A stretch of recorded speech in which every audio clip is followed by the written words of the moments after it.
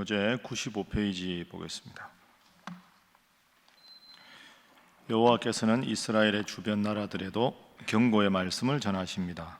한때 이스라엘을 괴롭혔던 다메섹, 두로와 시돈, 블레셋과 같은 나라들을 징계하실 것이고, 나아가 친히 이스라엘의 둘레 진을 쳐서 적군이 왕래하지 못하도록 방비하시겠다고 선포하십니다. 또한 장차 오실 왕, 곧 나귀를 타신 공의로우시고 겸손하신 분이 모든 전쟁의 소식들을 그치게 하시고 화평을 전하실 것임을 예언합니다. 10장에서는 백성들을 잘못 이끌었던 거짓 목자들을 벌하신 후에 장차 유다 족속과 요셉 족속을 용사같이 만들어 전과 같이 번성하게 해주겠다는 약속의 말씀을 주십니다. 오늘 스가랴 9장과 10장 말씀을 읽었습니다. 스가랴는 말씀드린 대로 우리가 지난주 수요일에 생각해 보면 그 예언서들은 대예언서와 소예언서, 대선지서, 소선지서 이렇게 불러도 되죠. 분량이 많은 책이 대선지서고 분량이 적은 책이 소선지서입니다.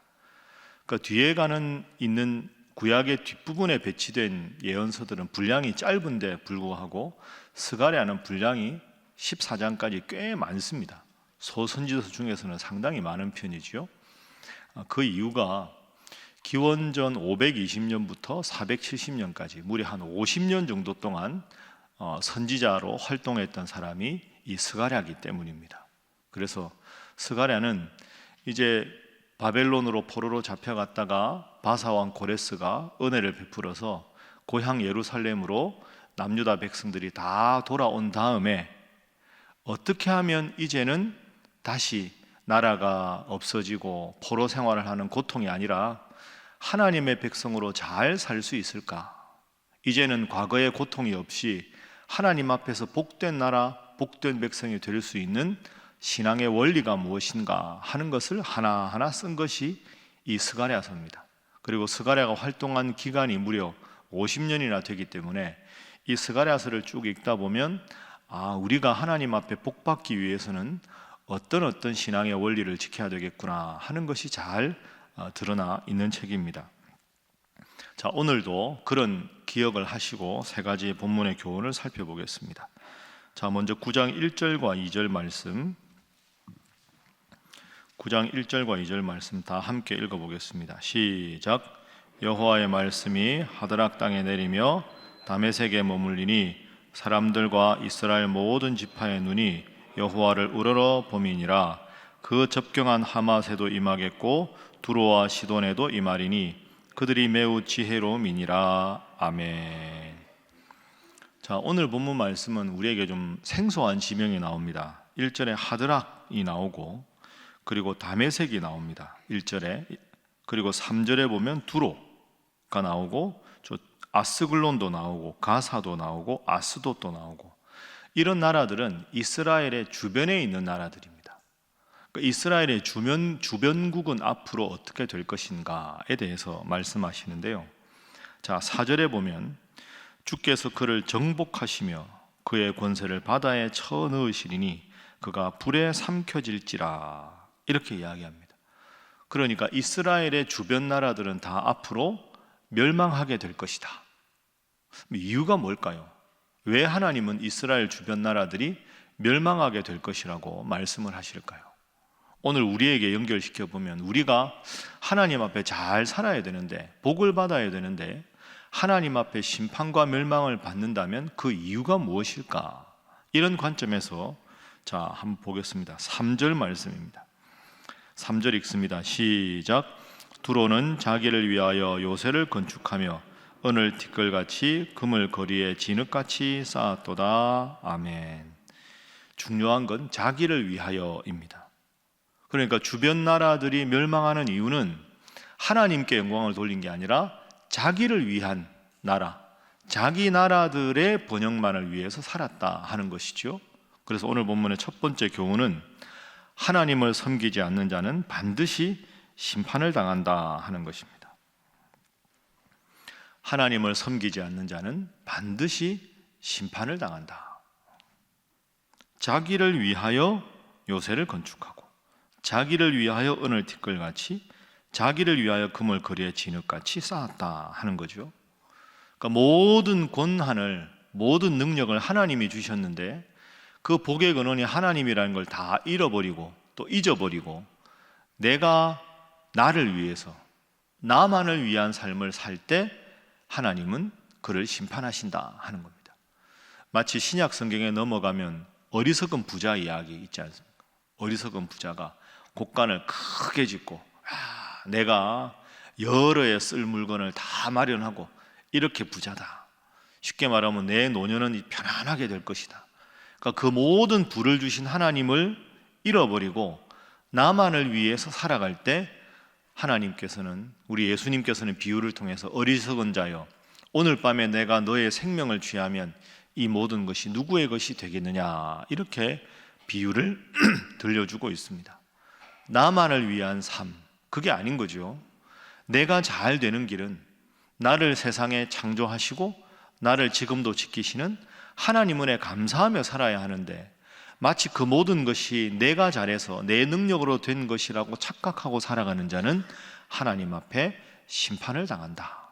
오늘도 이 교훈을 마음에 깊이 새기시고 새벽에 이 예배당으로 인도하신 하나님, 오늘 하루의 삶도 여러분을 인도하실 하나님, 그 하나님 잘 믿고 그 안에 살아가는 여러분 되시기를 주님 이름으로 축복합니다. 자, 이와는 반대되는 삶의 모습을 오늘 본문이 소개합니다. 자, 9장 9절 말씀입니다. 9장 9절, 자, 함께 읽습니다. 시작. 시온에 따라 크게 기뻐할지어다. 예루살렘에 따라 즐거이 부를지어다. 보라, 내 왕이 내게 임하시나니 그는 공의로우시며 구원을 베푸시며 겸손하여서 나귀를 타시나니 나귀의 작은 것 곧 나귀의 새끼니라. 아멘. 자, 8절까지는 상당히 그 심판, 이런 어조였다면 9절부터는 환하게 어조가 밝게 바뀝니다. 9절, 시온에 따라 크게 기뻐할지어다. 심판 때문에 기뻐하는 게 아니라 구원 때문에 기뻐하는 거죠. 예루살렘에 따라 즐거이 부를지어다. 보라, 내 왕이 내게 임하시나니. 이 왕이 누굴까요? 예수님입니다. 그죠? 장차 임할 메시아, 예수님을 상징합니다. 예수님이 너에게 임하실 것이다. 예수님은 공의로우시고 구원을 베푸시고 겸손해서 나귀를 타시나니 나귀 중에서도 나귀의 작은 것 곧 나귀 새끼니라. 나귀가 나온 이유는 겸손 때문입니다. 겸손해서 나귀를 타셨다. 그것도 나귀 중에서 작은 것을 타셨다. 예수님 당시에 개선 장군들은 우리가 영화를 보면 알지만 아주 그 화려하게 치장을 한 말, 큰 말을 타고 다 위용을 갖추어서 들어올 때 양쪽으로 도열한 모든 백성들이 환영을 하고 막 이렇게 환호를 하고 그렇게 합니다. 그런데 예수님은 예루살렘 성에 입성하실 때 나귀를 타고 오셨습니다. 나귀 중에서도 나귀의 새끼를 타셨습니다. 우리가 요즘에 그 반려견들 아주 많은데 좀 큰 반려견들, 저 참 반려견 멋지다. 사실은 그보다 조금 더 큰 겁니다. 우리가 한번 상상을 해보면 나귀의 작은 것을 예수님께서 타셨다. 이 장면은 멋져 보이는 장면이 아닙니다. 이 좀 표현이 그런데요, 우스꽝스럽게 보일 겁니다. 분명히 예수님 제자들 옆에 다 도열해 있고 사람들은 막 전부 환영하고 그렇게 호산나 다윗의 자손이여 하는데 딱 말 타고 개선 장군처럼 예수님 오셔야 되는데 나귀 중에서도 작은 나귀 새끼, 아직 등에 사람을 태워보지 않았던 나귀 새끼를 타고 들어오시면 그 나귀가 뒤뚱뒤뚱하지 않았겠습니까? 그리고 사람을 태워본 경험이 없으니까 얼마나 그게 우스웠겠습니까? 사람을 태우는 것 자체가 서툴었겠지요. 왜 예수님이 그 나귀를 타고 오셨을까요? 오늘 본문 말씀대로 겸손했기 때문에. 그럼 우리가 오늘 본문 두 가지가 대비가 되는 겁니다. 하나님의 능력으로 나라가 잘 되었지만 자기를 위해서 성을 짓고 자기 이름만을 높였던 교만한 모든 열국들은 패망하고 작은 나귀 새끼, 그 겸손의 상징인 나귀 새끼를 타고 오신 예수님, 예루살렘 성에 입성하시고 그 주간에 십자가에 달려 돌아가셨지만 3일 만에 부활해서 온 인류가 구원자로 칭송하는 분이 예수님입니다. 자기를 높이는 자는 낮아지고 자기를 낮추는 자는 높아지고, 그게 오늘 우리 예수님 모습을 통해서 볼 수가 있습니다. 그래서 오늘 본문의 두 번째 교훈은 겸손한 자는 반드시 높이신다 하는 겁니다. 교만한 자는 낮추신다. 그게 첫 번째 교훈이라면 겸손한 자를 반드시 높이신다. 겸손한 자를 높이신다.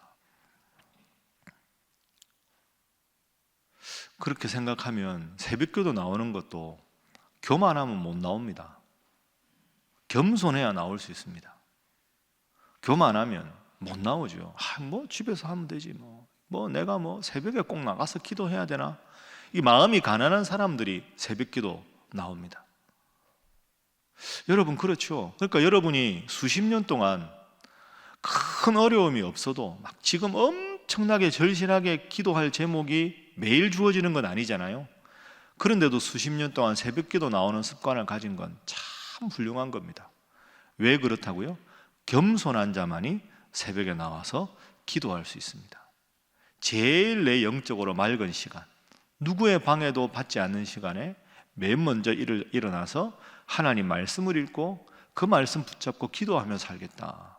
이 고백은 내 삶은 내가 사는 게 아니라 하나님 살아주셔야 내 삶을 잘 살 수 있다는 겸손한 자의 고백이 되는 거죠. 그저 억지로 특별 새벽기도에 마지못해서 몇 번 나오고, 또 하나님께서 많은 은혜를 베풀어 주셨지만 하나님 앞에서 기도하기를 게을러하는 그런 자꾸 세태를 본받지 말고 지금처럼 우직하게 하나님 앞에 늘 새벽마다 나와서 겸손하게 기도해서 여러분 때 빛을 보지 않아도 여러분의 자녀와 자손들이 여러분의 겸손한 기도 때문에 잘 되고 잘 되는 겸손한 성도 되시기를 주님 이름으로 부탁합니다. 자, 우리 세 번째는 마지막 10장 말씀으로 우리가 한번 읽어보겠습니다. 그렇게 겸손한 자에게 하나님 어떤 복을 주시는가? 자, 10장 1절 말씀.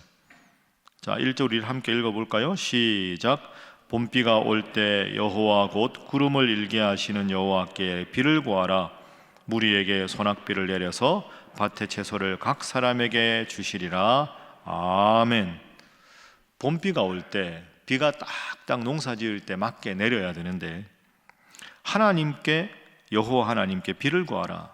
무리에게 그러면 소낙비를 내려서 밭의 채소를 각 사람에게 주시리라. 하나님 앞 겸손해서 하나님께서 도와달라고 기도하면 하나님은 때에 맞게 비를 주시리라. 이렇게 약속을 해주셨습니다. 10장이 다 그런 말씀인데요.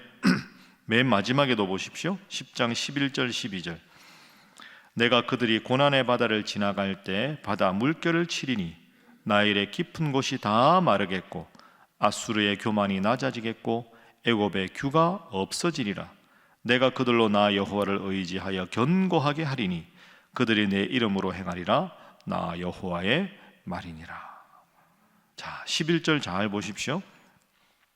그들이 고난의 바다를 지나갈 때, 하나님 잘 믿고 겸손해도 고난의 바다를 지나가는 어려움이 있습니까? 없습니까? 있습니다. 여러분 열심히 기도하고 하나님 뜻대로 살아가는데도 얼마나 힘든 일이 많습니까? 어려울 때가 많습니다. 그 다음이 중요합니다. 고난의 바다를 지나갈 때가 있을 것이다.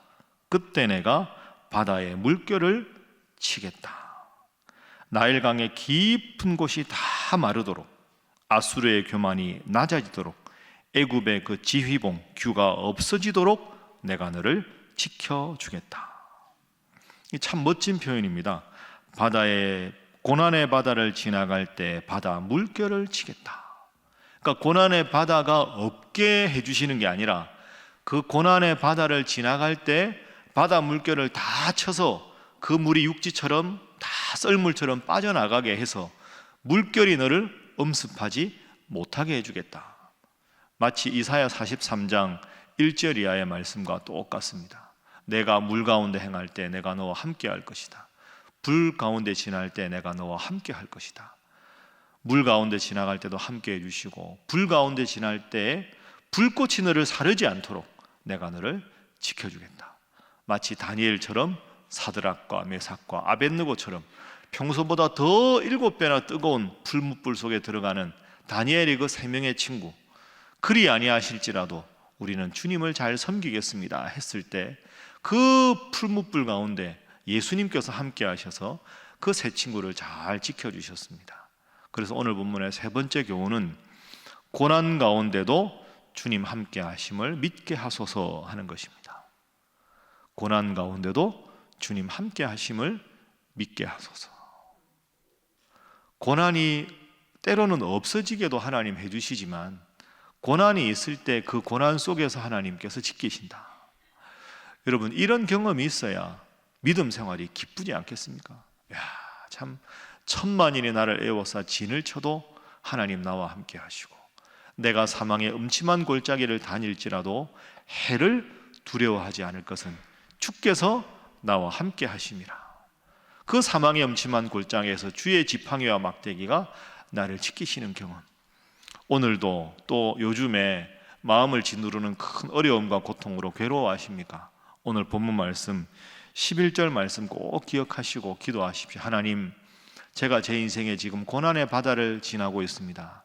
이 물결을 치셔서 고난의 바다의 물이 다 빠져나가게 하시고 온전히 이 고난의 바다를 마른 땅처럼 걸어 나올 수 있는 승리의 경험이 있게 하여 주옵소서. 기도하셔서 늘 겸손하여 하나님 잘 믿고 고난 속에서도 보호하시는 하나님의 능력을 체험하는 우리 새벽의 모든 성도들 되시기를 주님 이름으로 축복합니다.